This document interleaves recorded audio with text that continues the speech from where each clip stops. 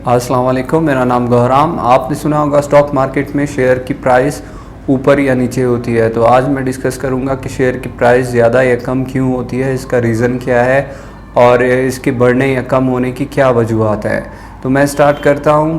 Pakistan stock exchange में या दुनिया किसी भी स्टॉक एक्सचेंज में बहुत से रिटेल इन्वेस्टर होते हैं, बहुत से इंस्टीट्यूट होते हैं, फंड्स होते हैं, ओवरसीज़ पाकिस्तानी या ओवरसीज़ लोग जो होते हैं वो बाइंग एंड सेलिंग करते हैं। बहुत सी ऑर्गेनाइजेशंस, ट्रेडर्स, इन्वेस्टर्स, ये सब बहुत शेयर्स को बाय एंड सेल करते हैं।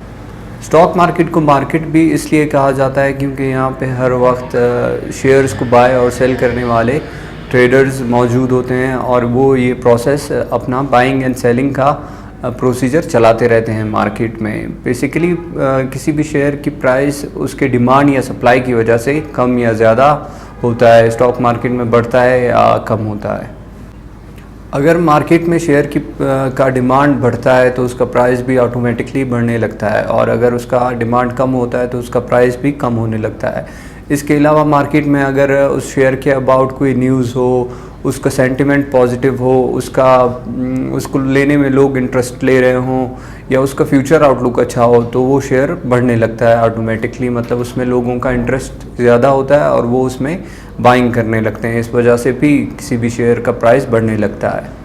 सपोज़ करें एक शेयर आप लेते हैं और उसके अबाउट कोई ख़राब न्यूज़ आता है मार्केट में, और जिसके पास वो शेयर है वो सब लोग उसे बेचने लगते हैं, और जब उसको बेचने के लिए ज़्यादा लोग हो जाते हैं पर उसको लेने वाले कम होते हैं, मतलब उसका सप्लाई ज़्यादा होता है पर उसका डिमांड नहीं होता, तो उसका प्राइस फिर कम होने लगता है और वो शेयर प्राइस थोड़ा सा नीचे आने लगता है।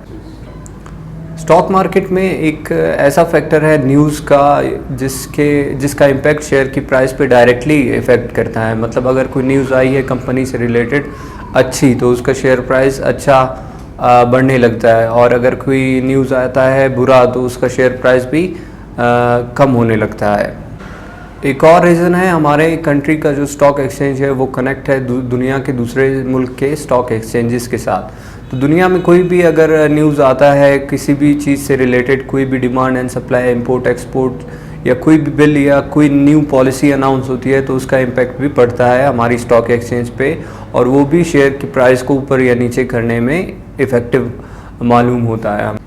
इसी तरह पाकिस्तान गवर्नमेंट भी जब फिजिकल पॉलिसी या मॉनेटरी पॉलिसी में कुछ अनाउंस करती है बिजनेसेस से रिलेटेड या कोई न्यू पॉलिसी बनाती है, तो उसका भी इम्पैक्ट हमारा स्टॉक मार्केट या शेयर की प्राइसेस पे पड़ता है। जैसे अगर गवर्नमेंट कोई रिलीफ पैकेज बनाती है कंस्ट्रक्शन को लेके, या कोई आईटी को टैक्स एग्जेम्प्ट देता है, तो उसका डायरेक्ट इफ़ेक्ट पड़ेगा उस सेक्टर के शेयर्स पे।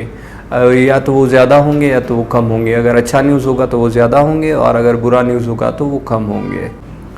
इसके अलावा कंपनीज़ का जो फाइनेंशियल रिपोर्ट्स होता है, उसका जो परफॉर्मेंस होता है, उसका जो प्रॉफिट होता है, वो सब एनालाइज करने के बाद, या अगर कोई कंपनी अपना रिज़ल्ट अनाउंस करती है क्वार्टरली या हाफ ईयरली या ईयरली, तो उससे भी स्टॉक का या शेयर का प्राइस में बहुत फ़र्क आता है। मतलब या तो वो ऊपर चला जाता है या तो वो नीचे अच्छा चला जाता है। इसी तरह उसका फ्यूचर आउटलुक भी देखा जाता है। अगर उसका डिमांड फ्यूचर में बहुत अच्छा है, उसका फ्यूचर में बहुत अच्छा स्कोप है, तो उसका प्राइस भी बढ़ना स्टार्ट हो जाता है, और अगर उसका फ्यूचर में कोई स्कोप नहीं है तो उसका प्राइस नीचे आना स्टार्ट हो जाता है। इस तरह से स्टॉक मार्केट में हर सेकंड शेयर की प्राइस ज़्यादा या कम होती है। तो ये थे रीज़न स्टॉक मार्केट में शेयर का प्राइस ज़्यादा या कम होने का।